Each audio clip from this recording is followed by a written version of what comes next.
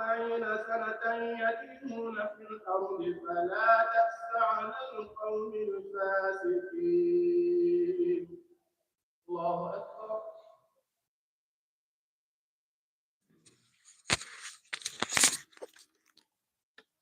سمع الله لمن حمده. الله أكبر.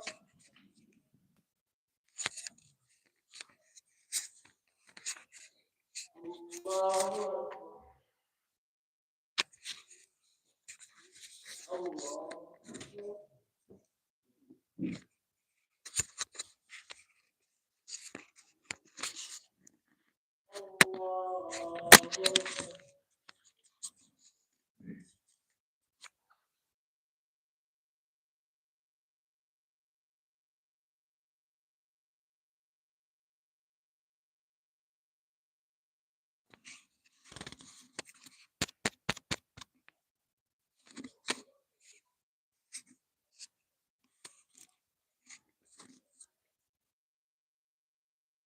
السلام عليكم ورحمة الله.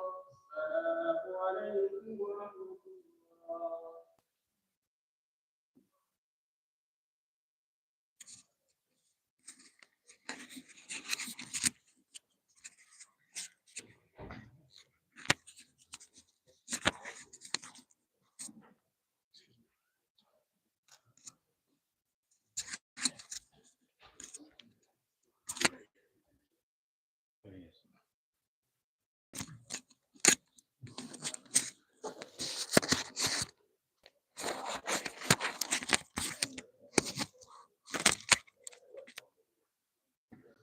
بسم الله والصلاة والسلام على رسول الله وعلى آله وصحبه ومن والاه.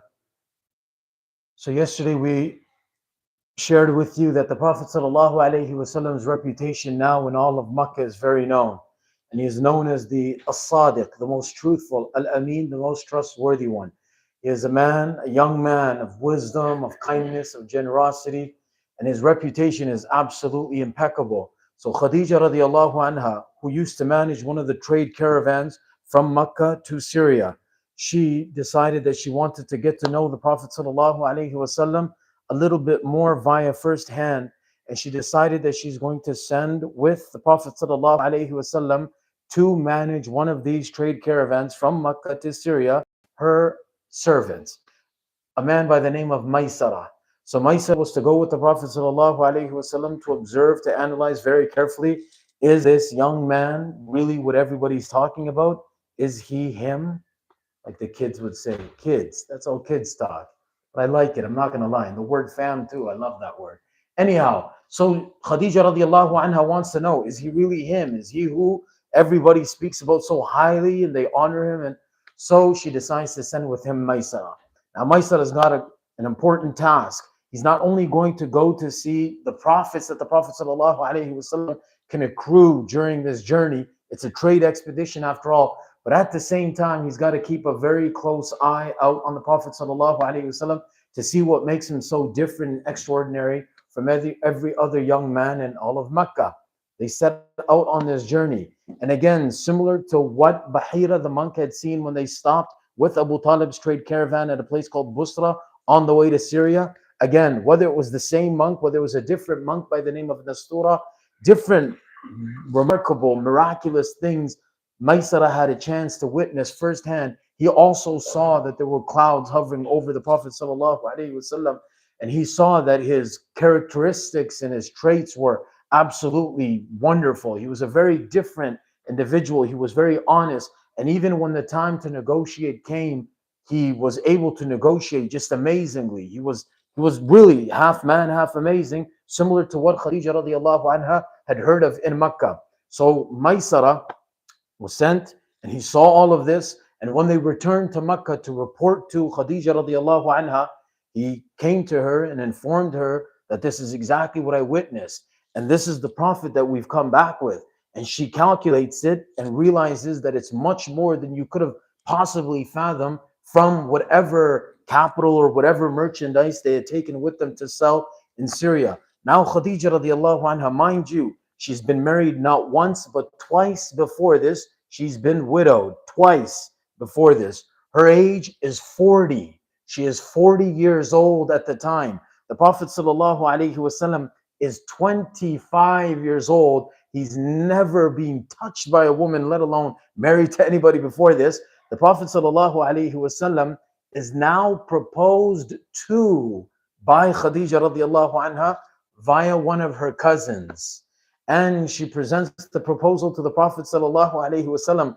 There are numerous people lined up, mind you, in Mecca, hoping, wishing that they would marry Khadija radiallahu anha. But of course, she had her eyes on someone else, none other than the Prophet ﷺ himself. The Prophet ﷺ takes this proposal to his beloved uncle Abu Talib, who he's been with through thick and thin. In everything, he consults him and he takes advice from Abu Talib. So he asked him, what do you think, Khadija radiallahu anha? I mean, this is one of the most successful, one of the most wealthy businesswomen in all of Mecca. She proposed to me. What do you think?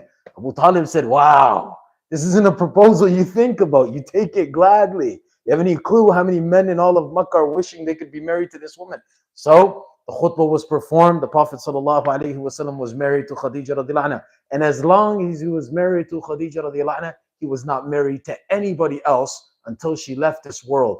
And with him, with her, the Prophet ﷺ bore 6 children, 2 boys, Ibrahim and Qasim, who left this world in infancy. And then there were 4 girls, Fatima al-Zahra radiallahu anha, and Ruqayya radiallahu anha, and Kulthum radiallahu anha, and Zainab bint Muhammad sallallahu alayhi wasallam radiallahu anha. These 4 daughters the Prophet sallallahu alayhi wasallam left behind, 2 of whom we know at different times, of course, were married to Uthman radiallahu anhu. Ruqayya radiallahu anha was married to him first. Uthman bin Affan, one of the 10 guaranteed Jannah, the 3rd greatest human being after the Prophet alayhi wasallam. Uthman radiallahu anhu was married to Ruqayya during the Battle of Badr. Uthman radiallahu anhu did not participate. He was advised by the Prophet ﷺ to stay at home and take care of his wife, the daughter of the Prophet ﷺ. She just so happened to pass away at around the same time that the Battle of Badr was fought and won by the Muslims. However, after she left this world, the Prophet ﷺ married his other daughter, Kulthum, to Uthman. I don't think we understand. This is a remarkable feat. And not only this, the Prophet ﷺ said, if I had 10, I would have married all of them to Uthman bin Affan. Ask anybody's mother-in-law or father-in-law here, they're still reluctant. Anyways, so what happens? The Prophet ﷺ had these children with Khadija radiallahu anha, and even, through thick and thin, through every hardship and adversity, trial and tribulation and difficulty that the Prophet ﷺ underwent. Because remember, these are still the years of Mecca, and he is yet to be commissioned with prophethood. Soon he'll meet with Jibreel alayhi salam, and of course we're going to ask you to stay tuned for that next. However, after he becomes a prophet, it's going to become very difficult for him. But through all of this, through her person, through herself, through her wealth, through every avenue possible, Khadija radiallahu anha would continue to support, aid, and assist the Prophet sallallahu alaihi wasallam. And hence, even after she leaves this world, much later on, after she leaves this world, the Prophet sallallahu alaihi wasallam, whenever he was asked about her, he used to say, Kanat wa kanat. Like Khadija, he wouldn't describe her with any words. He used to say Khadija was Khadija. And she's on a whole different level, and that's it. That's how we translate it. And if I'm trying, so she was on a whole different level. She can't be compared to anybody else. Khadija radiallahu anha, he said about her, he said, Amanat bi idh kadhabani an-nas, or idh katharani an-nas, wa saddaqatni idh kadhabani an-nas, wa wasatni bimaliha idh haramani an-nas. He said about Khadija radiallahu anha exclusively, she believed in me, of course, after he is going to be commissioned with prophethood. She believed in me when everybody else disbelieved. And she said I spoke the truth when everybody said I was lying. And she helped me and aided me financially with her wealth when nobody else was there to support me. And then shortly after this, a little while later, the Prophet ﷺ will be blessed with prophethood in the cave of Hira. Again, stay tuned.